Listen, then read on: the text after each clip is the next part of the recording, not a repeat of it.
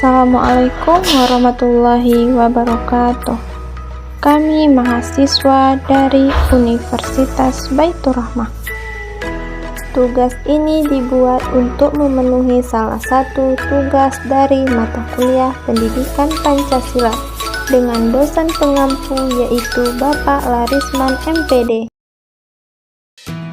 Kami akan menjelaskan tentang implementasi nilai-nilai Pancasila di berbagai bidang. Yang pertama, bidang politik, yang kedua, bidang ekonomi, yang ketiga, bidang sosial budaya, dan yang terakhir, bidang keamanan dan pertahanan. Sebelumnya, kami dari kelompok 4 akan memperkenalkan anggota kelompok kami yang terdiri dari 8 orang. Cekidot! Te llama, viene en mi cama, quiero amarte dulce y linda. Dame tus besos, mírame a los ojos, júrame tu amor.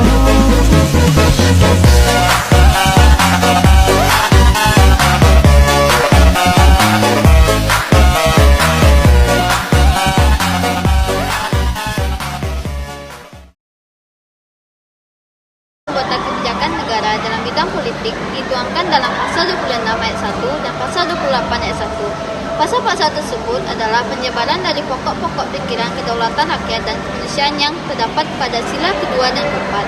Pembuatan kebijakan negara dalam bidang politik harus berdasarkan pada manusia yang merupakan sumber pendukung Pancasila. Hal ini dimaksudkan dalam sistem politik negara dapat menjamin hakikat dan martabat dan asasi manusia. Lembaga negara berdasarkan amandemen Undang-Undang Dasar Negara Republik Indonesia tahun 1945 adalah DPR, MK, dan KY. Perkembangan dari lembaga negara tersebut disesuaikan dengan kemajuan dan keutuhan masyarakat, tentunya berdasarkan pada nilai-nilai Pancasila.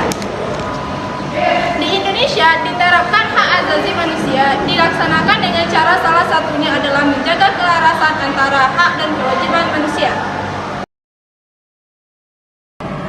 Pengembangan sosial budaya pada masa reformasi ini, kita harus mengangkat nilai-nilai yang dimiliki bangsa Indonesia sebagai dasar nilai-nilai, yaitu nilai-nilai Pancasila itu sendiri. Dalam prinsip etika Pancasila, pada hakikatnya bersifat humanistik, yaitu nilai-nilai Pancasila mendasarkan pada nilai-nilai yang bersumber pada harkat dan martabat manusia sebagai makhluk yang berbudaya. Implementasi Pancasila dalam pembuatan kebijakan mengandung pengertian bahwa nilai-nilai yang tumbuh dan berkembang dalam masyarakat Indonesia harus mewujudkan dalam proses pembangunan masyarakat dan kebudayaan di Indonesia. Dengan demikian, Pancasila sebagai sumber nilai dapat menjadi arah bagi kebijakan negara dalam mengembangkan kehidupan sosial budaya Indonesia yang beradab. Sesuai dengan sila kedua, kemanusiaan yang adil dan beradab. Pengembangan sosial budaya harus dilakukan dengan mengangkat nilai-nilai yang dimiliki bangsa Indonesia, yaitu nilai-nilai Pancasila. Hal ini tidak dapat dilepaskan dari fungsi Pancasila sebagai sebuah sistem etika yang keseluruhan nilainya bersumber dari harkat dan martabat manusia sebagai makhluk yang beradab. Apa yang dimaksud dengan sistem ekonomi Pancasila? Sistem ekonomi Pancasila merupakan sistem yang berasaskan kekeluargaan dan disusun sebagai bentuk usaha bersama. Pancasila dijadikan pedoman dalam kehidupan berbangsa dan bernegara. Oleh sebab itu, sistem ekonomi yang dianut negara Indonesia harus dijiwai. Perekonomian nasional diselenggarakan berdasarkan demokrasi ekonomi. Sistem ekonomi itu berorientasi kepada pertama ketuhanan yang Maha Esa, yaitu mengenai etika dan moral agama. Yang kedua yaitu kemanusiaan yang adil dan beradab, yaitu tidak mengenal pemerasan. Yang ketiga yaitu persatuan Indonesia, yaitu mengenai kebersamaan. Empat yaitu kerakyatan yang dipimpin oleh hikmat, kebijaksanaan dalam permusyawaratan perwakilan, yaitu mengenai banyak hajat orang. Yaitu yang kelima yaitu keadilan sosial bagi seluruh rakyat Indonesia, yaitu asas persamaan. Tujuan sistem ekonomi Pancasila adalah mewujudkan kemakmuran bagi seluruh rakyat Indonesia. Implementasi Pancasila di bidang pertahanan dan keamanan negara harus diawali dengan kesadaran bahwa Indonesia merupakan negara hukum.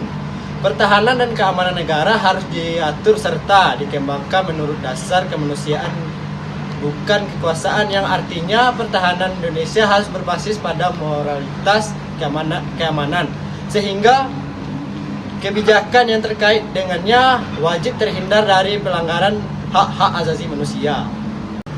Contoh konkret implementasi Pancasila di bidang pertahanan dan keamanan negara memiliki 4 prioritas utama dalam hal mempertahankan kedaulatan negara NKRI. Yang pertama, menjamin kedaulatan pertahanan yang mencakup kesejahteraan prajurit hingga pengadaan alutsista. Prioritas kedua terkait kemandirian pertahanan.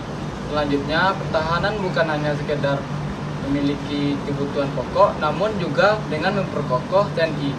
Yang terakhir, membuat kebijakan pertahanan.